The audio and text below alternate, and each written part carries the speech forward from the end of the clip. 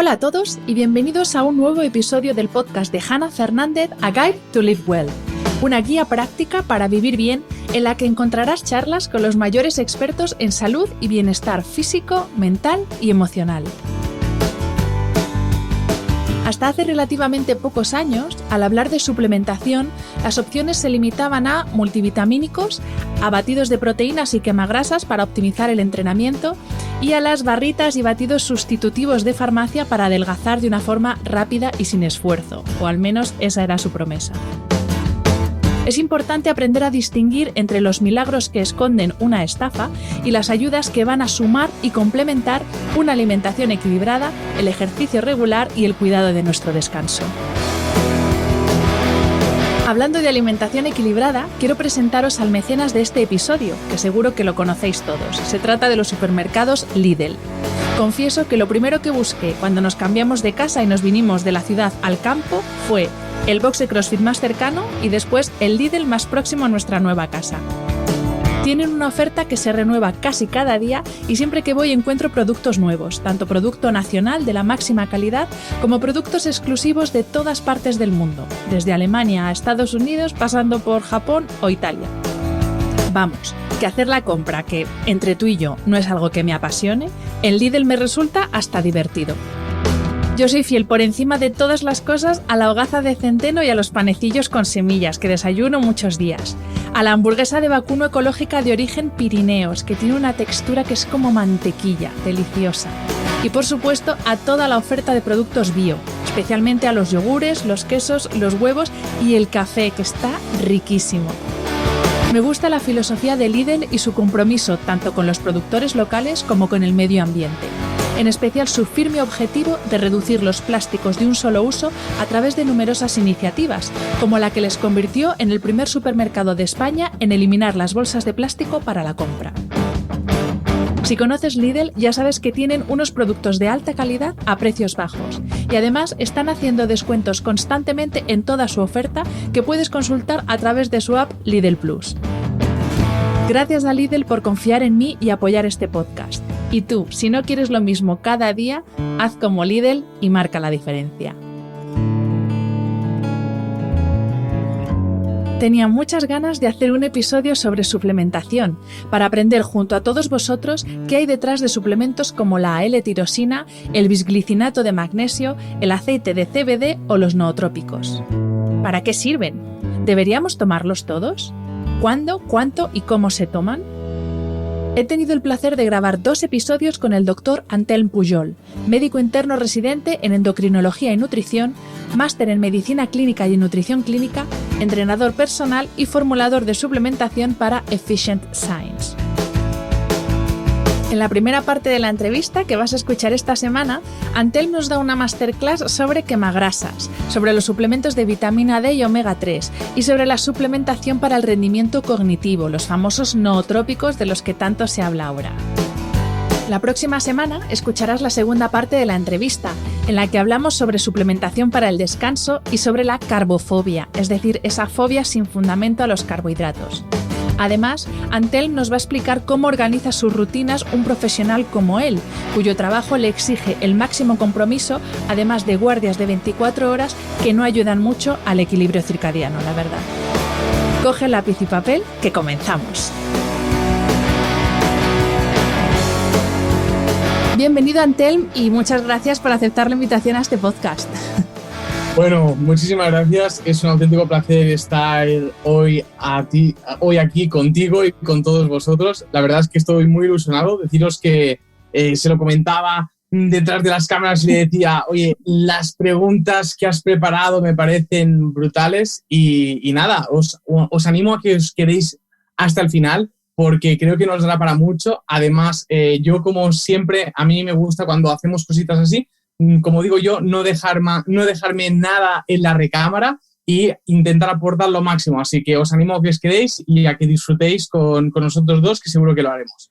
Sí, yo también os animo porque el tema de esta semana es un tema de máxima actualidad, que es el tema de la suplementación. hay mucha desinformación, mucha infoxicación sobre este tema y por eso he esperado hasta contar con un experto como Antel para poder grabarlo, porque yo consumo suplementación, o sea, soy usuaria número 1, pero también me lleva unos cuantos sorpresas de que me la han metido doblada con tómate esto, tómate lo otro, tal. Entonces, además, en este podcast la verdad es que no tiene un guión o un hilo conductual como tienen otros, porque voy a ir a machete, o sea, vamos a ir pum, pum, pum, uno por uno, sobre todo con la suplementación de la que más se está hablando ahora y de la que menos se conoce, para que nos resuelvas por lo menos esas dudas iniciales de para qué sirve, es efectivo, quién lo debe tomar y sobre todo cómo se toma, porque como todo en esta vida, según lo tomes, cuándo y de qué manera, te puede venir bien o no. Entonces, bueno, vamos a empezar con el primero, que yo le tengo muchísimas ganas porque no paro de recibir, claro, además como he investigado, no paro de recibir publicidad por todas partes del famoso aceite de MCT. ¿Qué es esto, Antelm? ¿Para qué sirve? ¿Nos lo tomamos? ¿No nos lo tomamos? ¿Qué hacemos? Yo veo a gente que se lo echa en el café, entonces, ¿para qué sirve esto? Bueno, es una grandísima pregunta. Voy a hacer una breve introducción un poquito más teórica. Para que os hagáis una idea, los MCT son los medium chain triglicéridos, es decir, son los triglicéridos de cadena media. Esto significa, son triglicéridos que tienen entre 6 y 12 carbonos. Y me diréis, ¿y esto por qué los hace distintos? Pues bien, pues resulta que la metabolización de estos, para que nos entendamos, la absorción y metabolización de estos es mucho más rápido. Pasan mucho más rápido al hígado que otros tipos de grasas con una cadena de carbonos más larga. ¿Y esto qué supuestos beneficios nos trae? Pues representa que nos tiene que dar como una mayor energía y de forma más inmediata. Algunos, y luego veremos lo que dice la ciencia, pero algunos dicen que esto promueve la quema de grasas, que el hecho de empezar el día consumiendo más grasa te convierte en una máquina de quemar grasas. Si me vierais, veríais que estoy haciendo las comillas, ¿vale? Y bueno, ¿cuál es la realidad de todo esto? Pues bien, yo al final, si no me seguís o si no sabéis o sabéis poquito sobre mí, al final yo lo que intento hacer es basar todos mis argumentos en evidencia científica, porque opiniones, pues todos tenemos uno y la evidencia científica, pues bueno, uno lo puede interpretar de una manera y el otro del otro, pero bueno, cuando tienes hechos basados en evidencia científica para apoyar tus opiniones, pues hombre, pues como que tiene más peso, ¿verdad? Pues bien, la evidencia científica, el último metaanálisis, que es un conjunto de estudios, el último metaanálisis publicado en 2015 por MUME sobre el consumo de ácidos grasos de cadena media, lo que se veía es que los sujetos que consumían estos ácidos grasos no necesariamente perdían más grasa que los sujetos que consumían ácidos grasos de cadena larga. Y os explico por qué. En algunos estudios vemos que sustituir ácidos grasos de cadena larga por ácidos grasos de cadena media parece que podría tener un pequeño efecto en la quema de grasas y especialmente la oxidación de estas y en la saciedad. Pero fijaros, es sustituir ácidos grasos de cadena larga por ácidos grasos de cadena media, ¿vale?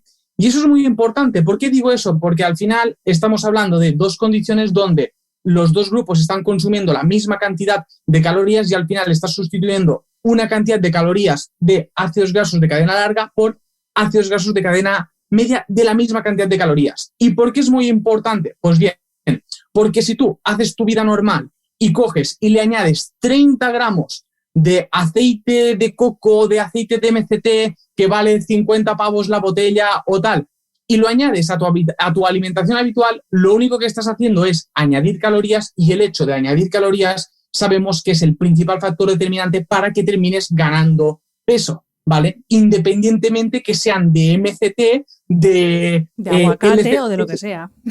Exacto. Al final estás añadiendo más calorías, claro, ¿no?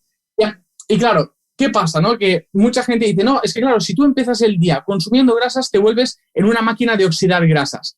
Y yo digo, sí, pero es que estás oxidando las grasas que tú has consumido, ¿vale? Es decir, el cuerpo va a utilizar esa energía que le has dado, no necesariamente vaya a utilizar tu grasa corporal, ¿vale? Así que eso es muy importante tenerlo presente. ¿Vas a oxidar más grasa? Sí, porque estás consumiendo más grasa. No significa que esa grasa sea la tuya. lo que va a determinar que tú estés perdiendo peso y por ende estés perdiendo grasa va a ser que al final del día tengas un déficit calórico. Es decir, que estés gastando más energía de la que estás consumiendo. Me da igual si es con MCT, con LCT, que me da igual. Déficit energético.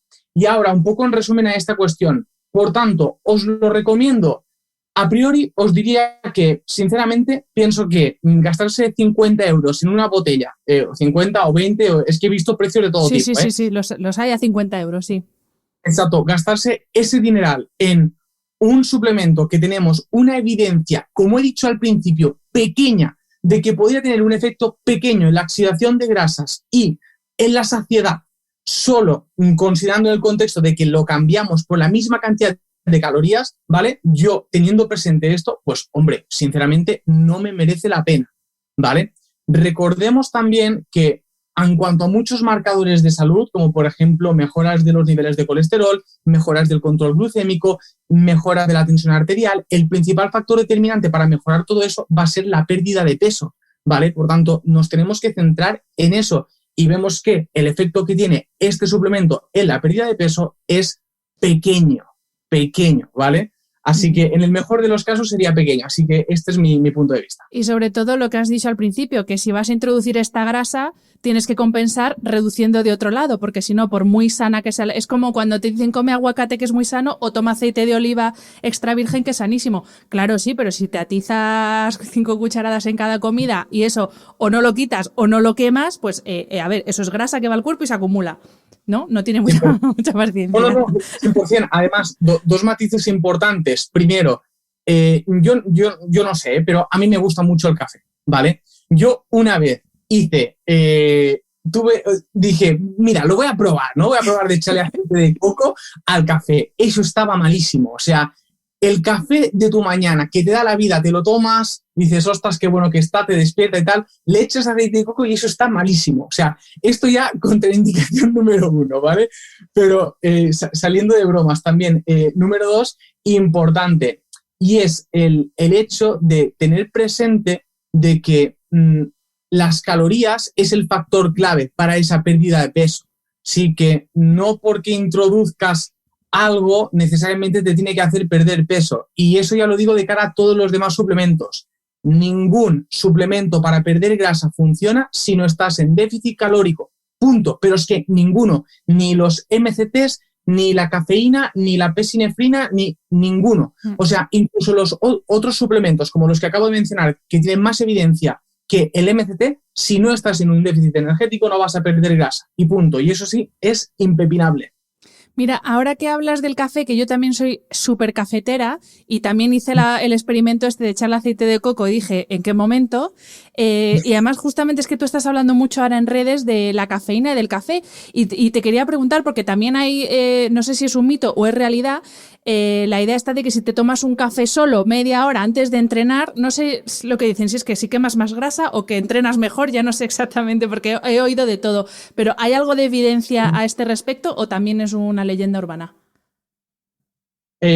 Mira, el café o la cafeína en este caso es uno de los suplementos con mayor evidencia en el rendimiento deportivo. Y me dirás, ¿me estás saliendo por la tangente? No necesariamente, te cuento.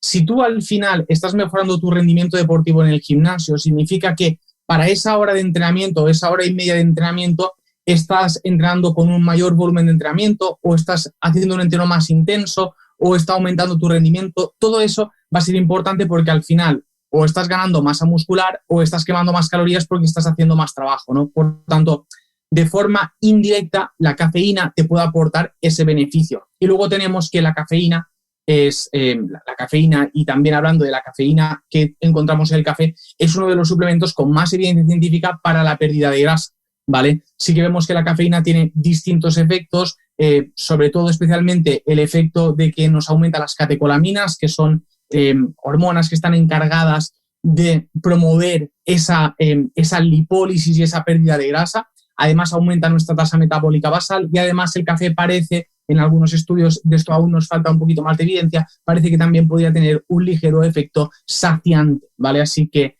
sí, la cafeína y sobre todo proveniente del café, que el café no solo cafeína, tiene otras cosas que son muy interesantes a nivel de salud, pues sí que nos puede proporcionar pues eso, algunas ventajas en cuanto a la pérdida de grasa. Yo sinceramente os recomiendo, y os lo digo así, no estropeéis vuestro café con aceite de coco, ¿vale? Tomaros el café tranquilamente y bueno, y el aceite de coco, pues para ir cerrando un poquito el tema, o los triglicéridos de cadena media o ácidos grasos de cadena media, en algunas condiciones para algunos tipos de cocina, o las propiedades, por ejemplo, del aceite de coco puede ser interesante en algunas recetas, ¿vale? Y luego, ¿que me vaya a proporcionar beneficios extra o no? Los beneficios, como he dicho, si tenemos en cuenta las calorías, van a ser pequeños y, por tanto, un poquito lo que os guste, lo que os haga sentir bien, y si os gusta y demás, pues perfecto, sin problema, pero tened presente esto. Uh-huh.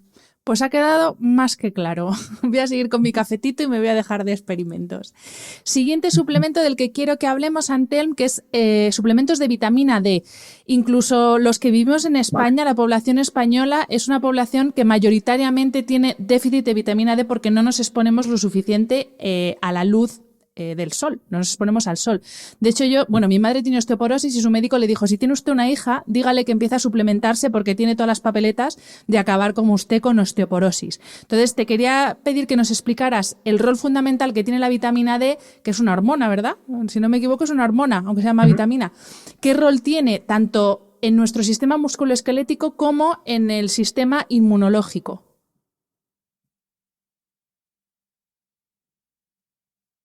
¿Ahí me has perdido? Se ha cortado un segundito. ¿Te repito la pregunta?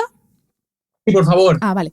Te quería pedir, Antelm, que nos explicaras el rol fundamental que tiene la vitamina D tanto en el sistema musculoesquelético como en el sistema inmune.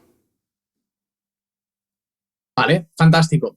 Mira, esta es una muy buena pregunta y de hecho tengo que decirte que estoy muy de acuerdo con lo que comentó tu médico. Sí que es verdad que me parece que iba muy bien encaminado, y también quiero destacar algo, y es algo que tú comentas, que parece que porque vivamos en zonas de sol o porque, bueno, tengamos más sol que en otras zonas del mundo, pues ya nos tenemos que olvidar un poquito del déficit de vitamina D. Y esto no es exactamente así. Vemos, como muy bien comentabas, que a pesar de la latitud que tenemos del sol y demás, la gran mayoría de horas, y esto también es algo cultural, donde el sol puede tener una mayor penetrancia en nuestra piel e impactar en la síntesis de vitamina D, la gran mayoría de nosotros estamos trabajando, y trabajamos la gran mayoría de nosotros en espacios cerrados, en oficinas y demás, ¿no? Por tanto, sí, podemos tener ese sol, pero no nos exponemos. Yo, de hecho, a mí a veces me hace mucha gracia cuando veo analíticas que me dicen, no, si yo vivo en Valencia y me doy un paseo cada día al lado de la playa y demás y tengo déficit de vitamina D, y es en plan de, bueno, es que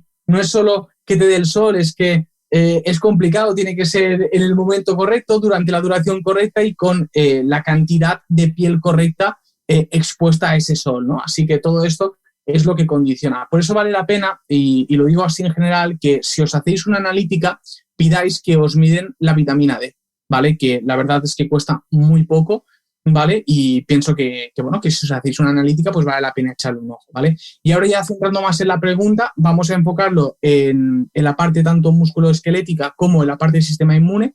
La vitamina D, como muy bien has dicho, es una prohormona, ¿vale? Y interviene en el metabolismo fosfocalcio, y el metabolismo fosfocalcio es fundamental para la regulación de nuestros huesos, ¿vale? Lo que vemos es que correctas cantidades de vitamina D se asocian a menor pérdida de tejido óseo con el paso del tiempo, por tanto, menor riesgo de osteoporosis, y se asocia también con un menor riesgo de fracturas, ¿vale? Y sobre todo fracturas osteoporóticas. Por tanto, importante en ese sentido. Y luego en el sentido muscular, y ya veréis que son dos cosas que tienen más semejanzas que diferencias, es que lo que vemos es, ahora han salido unos estudios, creo que hace 2 semanas salió un estudio muy reciente, donde veíamos que la suplementación con vitamina D no aumentaba la fuerza en sujetos jóvenes, no aumentaba la fuerza, pero en cambio luego fue gracioso porque al cabo de una semana después sale un estudio que nos dice que la vitamina D tiene un papel fundamental en la salud de las mitocondrias de nuestros músculos, y que nos ayudaría potencialmente a largo plazo a tener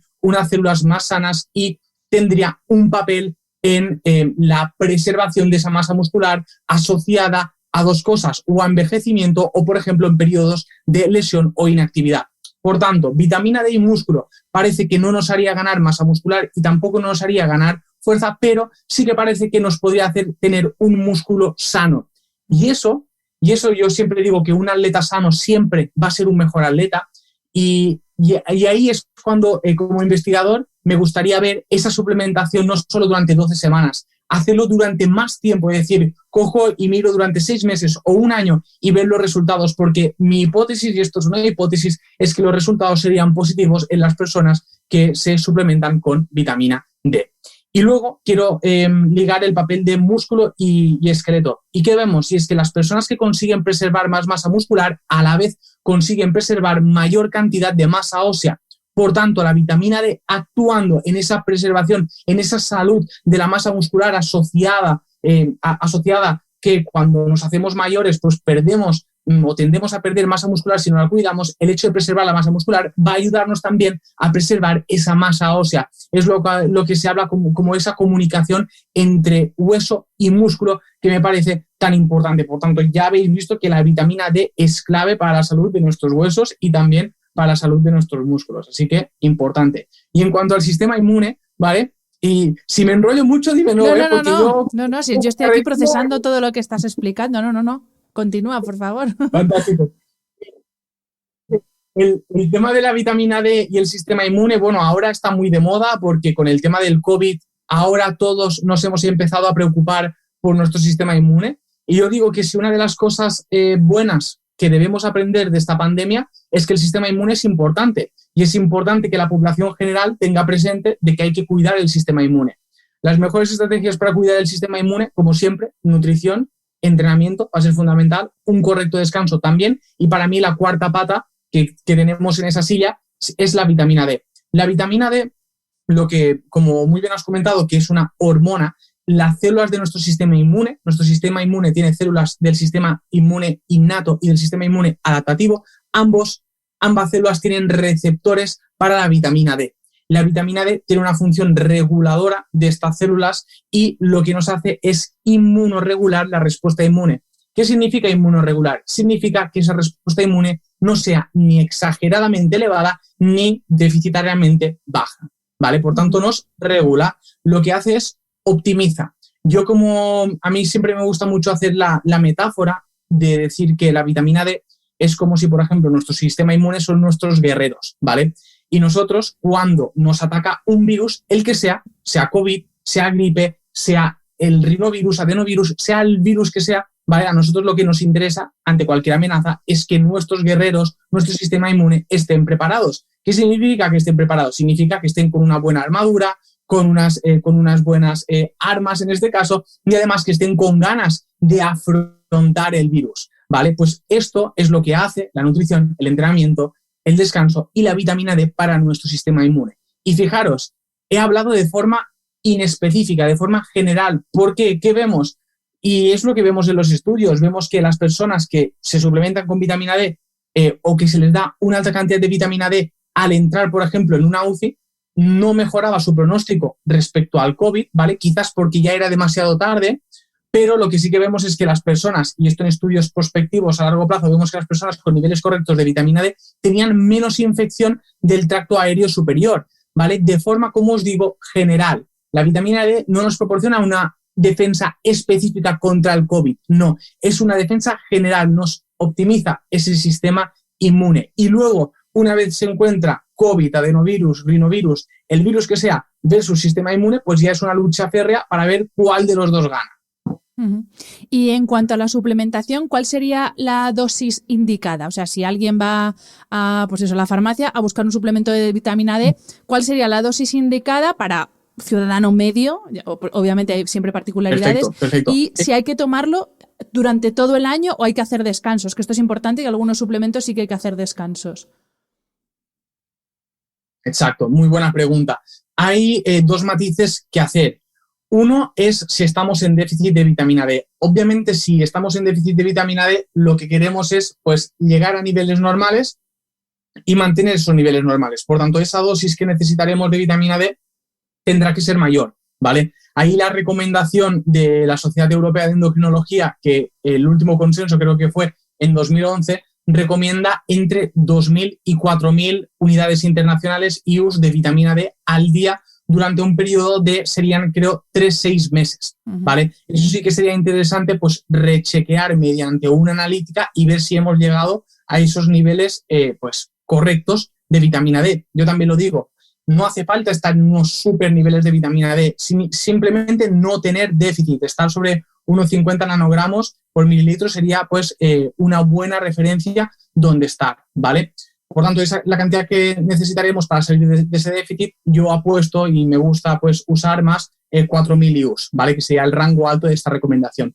Y luego, si estamos tomando la vitamina D como prevención del déficit, no hace falta tanta cantidad porque partimos de la base de que no tenemos déficit, simplemente estamos intentando prevenir la aparición de este, ¿no? Pues ahí yo recomendaría unas 2.000 unidades internacionales de vitamina D al día, ¿vale? Esas serían las dos recomendaciones. ¿Durante cuánto tiempo y demás? Hombre, pues yo ahí sí que pongo un depende, y depende de cada persona, porque, por ejemplo, hay personas que en verano sí que toman mucho el sol, que van mucho a la playa porque están en una zona costera y demás, les cambia el tono de la piel, toman el sol de forma correcta, no sé qué, todo esto. En esas personas sí que me gusta hacer un descanso de 2-3 meses y luego pues reevaluamos. Y en otras personas que a pesar de ser verano, pues por motivos laborales, porque no les gusta el sol, por no sé qué, me gusta hacer una dosis de mantenimiento. Y sí que es algo que hay que rechequear, es decir, no hay una receta mágica de decir, no, lo tengo que hacer durante tanto tiempo, luego paro, luego vuelvo a empezar. No, lo más importante es cuantificarlo y con el paso del tiempo pues ir viendo cómo van variando esos niveles. Perfecto, pues también queda clarísimo el tema de la vitamina D. Uno de los suplementos, yo creo que de los primeros que se empezó a hablar es el famoso omega 3. Y te quería preguntar por qué es tan importante la suplementación con omega 3 y luego te voy a hacer una pregunta que esta me ha llegado de una escuchante que me la mandó hace 2 días, no te la digo para no liarte, pero esta te la voy a hacer luego. Pero primero quiero que nos expliques la importancia del famoso omega 3 y si de nuevo necesitamos suplementarnos de omega 3 o podemos obtenerlo mediante la alimentación. Perfecto. Bueno, primero voy a hacer un matiz y lo voy a ligar con la pregunta anterior respecto a la vitamina D. Los alimentos que tienen más vitamina D son alimentos tipo hígado de bacalao. Bueno, tengo una infografía en Instagram donde los cuantifico y es bastante difícil llegar mediante la alimentación a esa cantidad de vitamina D que llegamos a través de la suplementación. Por eso sí que considero que es una de esas vitaminas que vale la pena suplementar, ¿vale? A diferencia, por ejemplo, del omega 3, el omega 3 no es una vitamina, es un tipo de ácido graso, ¿vale? Y el omega 3 sí que lo podemos obtener mediante la alimentación. Podríamos decir que si consumimos entre 2 y 3 raciones de pescado azul y especialmente pues en la medida de lo posible pues sardinas y demás que son más pequeñitos y tienen menos mercurio y esas cosas, pues si consumimos entre 2 y 3 raciones a la semana pues no necesitarías a priori suplementarte con omega 3. Esta recomendación es muy bonita, pero la verdad es que luego a la práctica, cuando tratas con pacientes y tratas con personas, ves que esto para muchas personas es casi imposible, ¿vale? Por tema económico, por pues capacidad de cocinarlo, ir a comprarlo, incluso de encontrarlo en el supermercado, es complicado, ¿vale? Por tanto, ¿se puede obtener el omega 3 de la alimentación? Sí. ¿Es práctico en todos los casos? No, depende, ¿no? Dime. Pregunta, ¿nos valdrían las sardinas de lata o no? ¿Valdrían? Vale, bueno, entonces va, eso es. Claro, a mí si me dices que me ponga a cocinar unas sardinas, ya te digo ya que no, que me des la pastilla, pero oye, si las sardinas de lata valen, eso es asumible para la mayoría. Totalmente. Pues sí, es una muy buena herramienta esa, ¿vale? Y en cuanto a la suplementación y el uso de omega 3 y omega 3 en general, bueno, deciros que hay un par de cosas.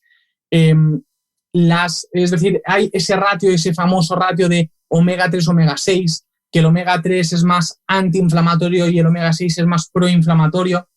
Esto hay que hacer bastantes matices porque algunas fracciones del omega 3 podrían ser proinflamatorias y algunas fracciones del omega 6 podrían ser antiinflamatorias. Por tanto, el omega 3 bueno y el omega 6 malo es un concepto un poquito desfasado, ¿vale? Lo que pasa que sí que es verdad que la ratio, porque al final es un tema de la cantidad, ¿no? La ratio de omega 6 versus omega 3 que tenemos en la alimentación en general a día de hoy, pues es muy a favor del omega 6 de una forma desmesurada, ¿vale? Esto sobre todo viene por el consumo de ultraprocesados y demás, ¿sí? Bien.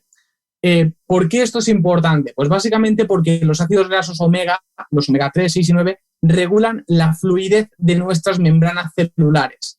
Y me diréis, ¿y ahora esto de la membrana celular a mí por qué me preocupa? Pues básicamente porque la membrana celular, para que nos entendamos, es cómo nuestras células están sensibilizadas a los distintos estímulos, ¿vale? ¿Y cuáles son los distintos estímulos? Por ejemplo, la alimentación. Si yo tengo una célula sensibilizada a los estímulos del entorno y le doy una alimentación correcta, esa célula me va a responder mejor, ¿vale? También va a responder mejor a, por ejemplo, el estímulo del entrenamiento, ¿vale? Y en situaciones donde hay un contexto proinflamatorio, vemos que el uso de omega 3 cobra más sentido. Me explico.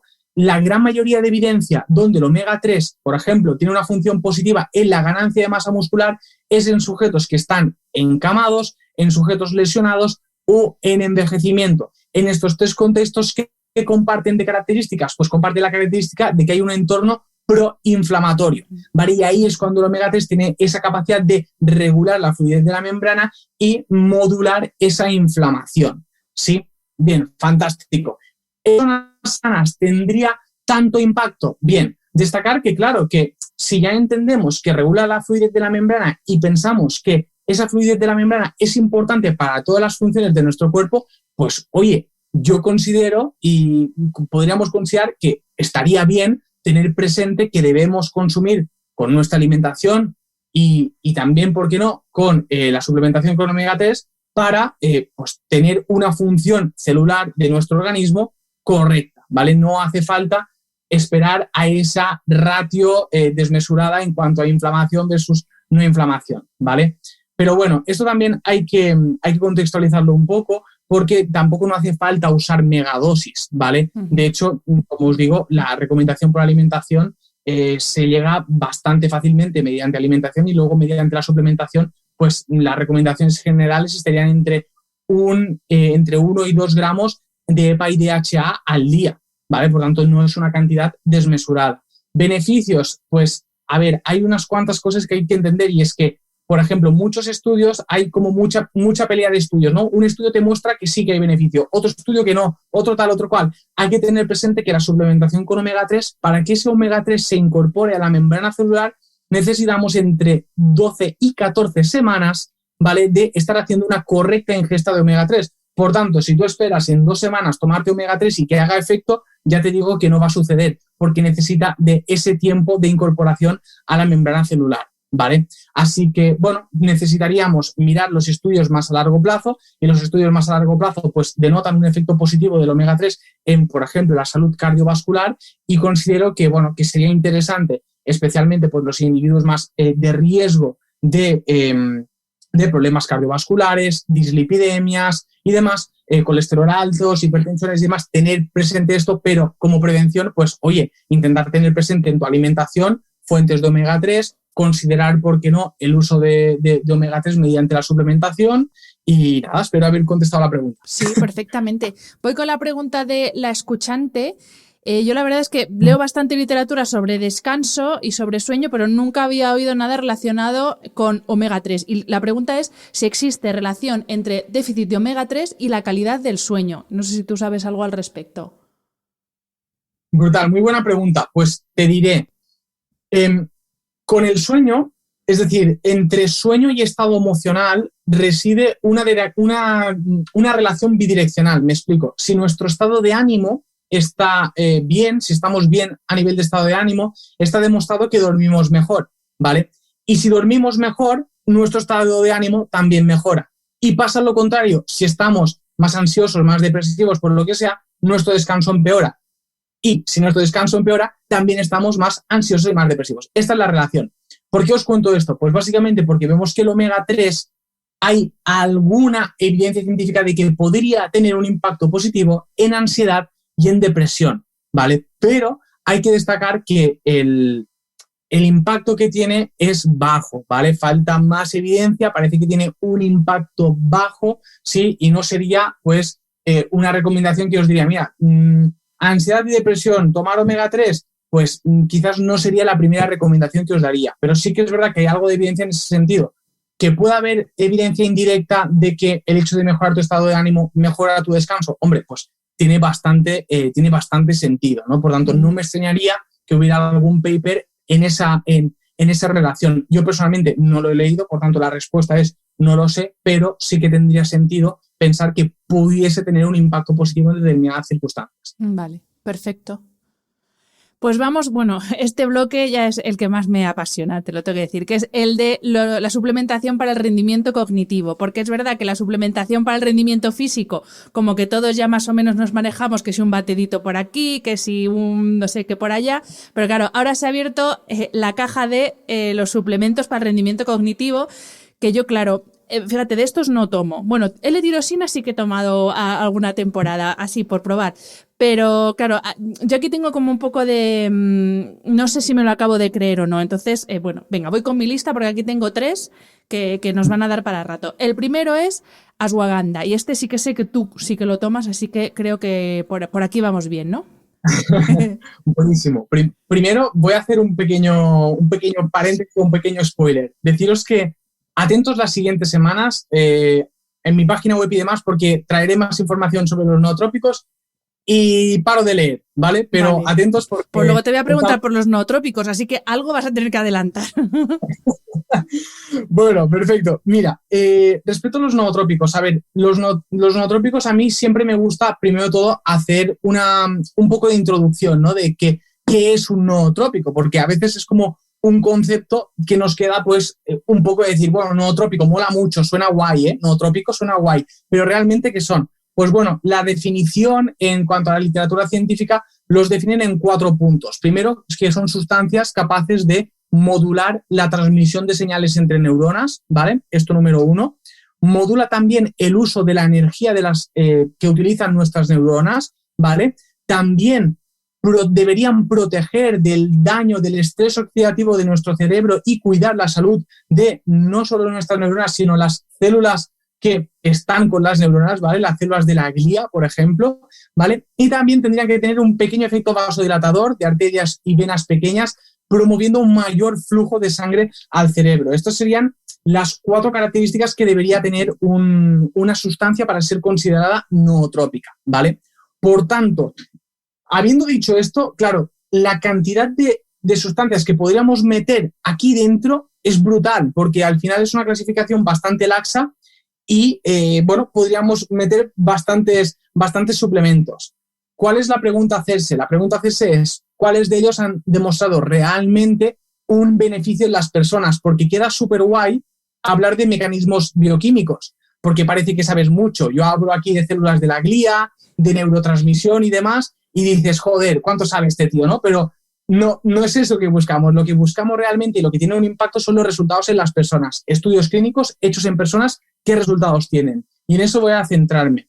La ashwagandha, yo os diría que es un nootrópico de forma indirecta. Y os voy a decir por qué. Porque básicamente la ashwagandha, donde tiene más evidencia, es en la reducción del estrés y de la ansiedad, ¿vale? De hecho, la ashwagandha vemos que reduce la cantidad de cortisol, que es la hormona asociada al estrés, ¿vale? Sobre todo quiero ligarlo de forma crónica, porque los picos de cortisol agudos son necesarios, fisiológicos, y sin ellos nos moriríamos, pero literalmente, pero las grandes cantidades de cortisol a lo largo del tiempo sí que pueden tener un efecto perjudicial para nuestra salud. Por tanto, lo que vemos es que la ashwagandha puede modular eso. Además, también tiene un efecto relajante a nivel del sistema nervioso central, y lo que vemos es que en personas con un síndrome de ansiedad generalizada, que es algo bastante frecuente, por desgracia, en nuestro medio, la ashwagandha tiene un impacto muy positivo. ¿Qué pasa? Que si yo mejoro el estado anímico de la persona y consigo reducir ese estrés y esa ansiedad, obviamente que la persona me va a rendir más. Obviamente que vamos a conseguir una mejora de la performance, el rendimiento en las distintas pruebas o los distintos exámenes a que afrontemos esa persona, ¿vale? Por tanto, indirectamente me está mejorando el rendimiento cognitivo. Luego es verdad que hay algunos autores que afirman que podría tener algún impacto en aumentar la cantidad de acetilcolina, que es un neurotransmisor que está muy implicado en los procesos de aprendizaje, de rendimiento cognitivo y demás. Pues parece que la ashwagandha podría aumentar un poco los niveles de acetilcolina, ¿vale? Pero leyendo la evidencia científica y demás, pues vemos que la ashwagandha tendría ese efecto positivo, especialmente en personas bajo una situación de estrés. Por eso, para mí es un nootrópico que recomiendo, sobre todo en las personas que hay un sustrato que ellos de base pues tienen pues más ansiedad, más depresión, o están con un estado de ánimo pues un poquito más bajo, más ansioso, más de intranquilidad, ¿vale? Sí que es verdad que considero que puede ayudar mucho en épocas, por ejemplo, de exámenes o en oposiciones, donde en oposiciones yo que viví el MIR, pues obviamente a medida que van pasando las semanas, tus niveles de estrés y ansiedad aumentan. Si no has tenido nunca ansiedad, muy probablemente en ese momento no vayas a experimentar lo que es, ¿vale? Y claro, cualquier cosa que te ayude a bajar un poco ese nivel de activación a nivel de ansiedad te va a ayudar a estudiar más, a rendir más y demás. Por tanto, los efectos beneficiosos de la ashwagandha vendrían en ese sentido. Y de nuevo, ¿en qué dosis y en qué forma? No sé si esto lo desconozco, no sé si se toman pastillas, en gotas, ¿cuál es la dosis indicada y la forma de tomarlo más indicada? Genial, fantástica pregunta. A ver, hay distintos, o sea, los dos más populares tenemos las cápsulas, ¿vale? Y luego tenemos el polvo. Los polvos, ¿vale? Primero de todo, están malísimos. Es decir, yo no sé, o sea, yo no sé si habéis probado ashwagandha en polvo, pero os prometo que qué cosa más mala. O sea, está malísimo. Esto número uno. Y número dos, de la ashwagandha lo que más nos interesa es el principio activo. El principio activo son los witanoloides, ¿vale?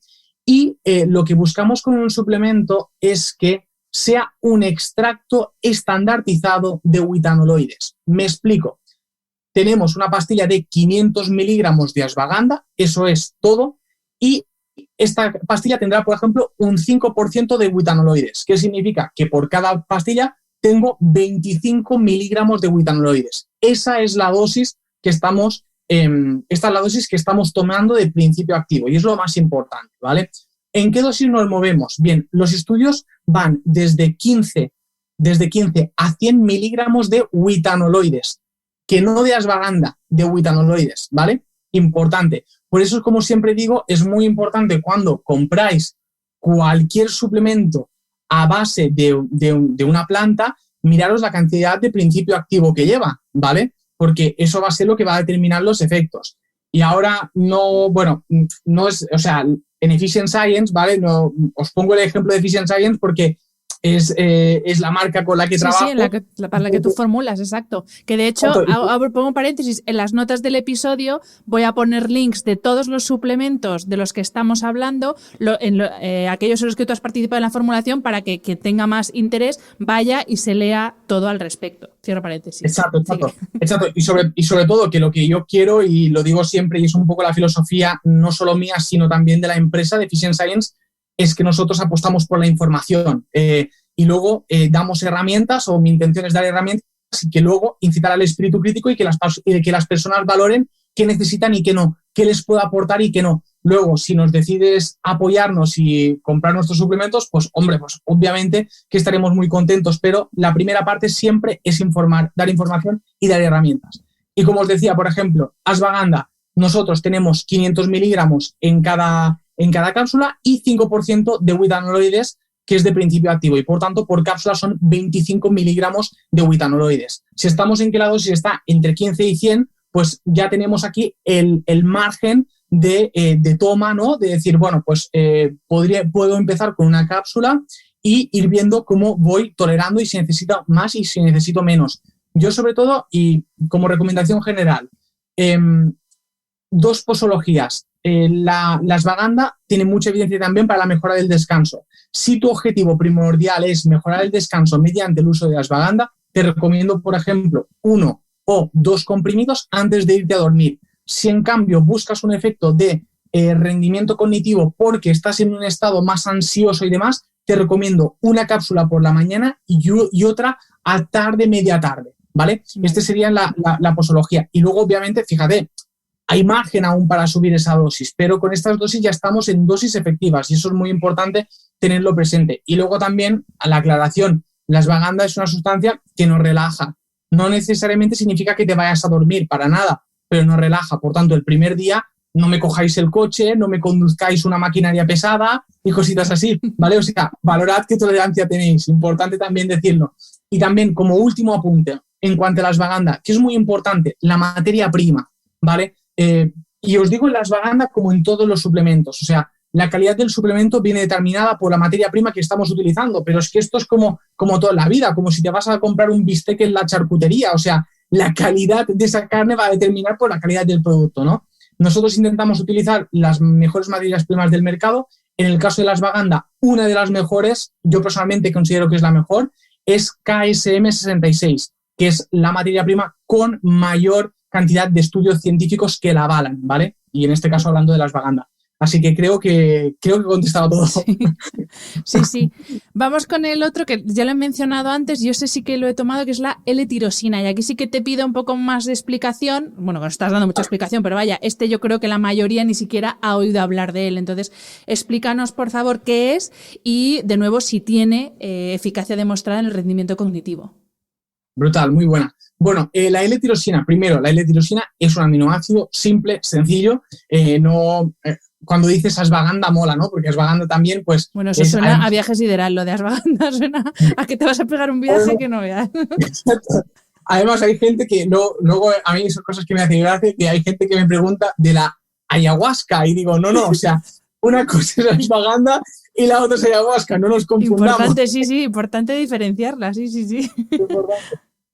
Pero bueno, la L-tirosina, como digo yo, es mucho menos sexy, ¿vale? Que la ashwagandha, sí, pero la L-tirosina pues es un aminoácido y lo que vemos es que básicamente nos promueve la síntesis de catecolaminas, como son adrenalina, noradrenalina y dopamina. Estas catecolaminas están implicadas en el rendimiento cognitivo, en el foco de atención, en el procesamiento de información, en la memoria y también en la capacidad de mantener un esfuerzo cognitivo de forma sostenida, ¿vale? ¿Qué pasa? Que, pues, como pasa con la energía cuando entrenamos o con el glucógeno muscular cuando entrenamos, y es que si entrenamos durante mucho tiempo, eso se agota. Esas catecolaminas pueden agotarse, ¿vale? Y ahí ese aporte extra de L-tirosina podría ser una ayuda cuando hay un agotamiento de las catecolaminas. Y me diréis, ¿cuándo aparece eso? Pues en periodos de mucha fatiga, es decir, de mucha exigencia a nivel de rendimiento cognitivo, de falta de sueño, ¿vale? Y además también pues de mucha carga de trabajo y de una fatiga ya prolongada a nivel de rendimiento cognitivo. Ahí es cuando tiene evidencia, ¿vale? En otros contextos, y lo digo así de claro, no la tiene. En otros contextos, olvídate. Si tu caso es, si estás pasando una época de mucha fatiga, mucho rendimiento, ya vas acumulando, además falta de sueño y todo eso, sí que va a ser interesante utilizar la L-tirosina. Dosis, os diría entre 500 y 2 gramos, ¿vale? Yo apuesto más por la dosis de entre 1 y 2 gramos, ¿vale? Y la posología os diría que lo podéis hacer también, la vida media es de unas 4 o 8 horas, por tanto, separar estas tomas pues entre 4 y 8 horas, ¿vale? Decir que la L-tirosina no es estimulante, obviamente tiene un efecto activador, porque si estoy promoviendo la síntesis de catecolaminas, pues obviamente habrá una activación a nivel del sistema nervioso central, pero no me aumenta la frecuencia cardíaca, no me aumenta la presión arterial, y eso también creo que es importante para algunas personas que quizás esto les interesa, ¿no? Pero obviamente, claro, si yo me tomo L-tirosina y pretendo irme a dormir, pues quizás te va a costar porque tu cabeza va a estar pues ahí pues un poquito más activa, ¿no? Pero bueno, no tiene ese efecto excitante como puede tener la cafeína en este caso, ¿no? Así que bueno, ahí está la tirosina.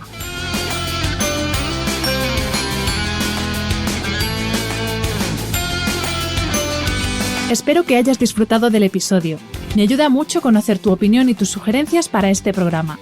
Si quieres escribirme, puedes hacerlo a través de mi página web hanafernandez.es, donde encontrarás las notas sobre cada episodio y recursos adicionales. Y también puedes hacerlo en mi cuenta de Instagram, hanafr. Mil gracias por estar al otro lado. Nos escuchamos en el próximo episodio.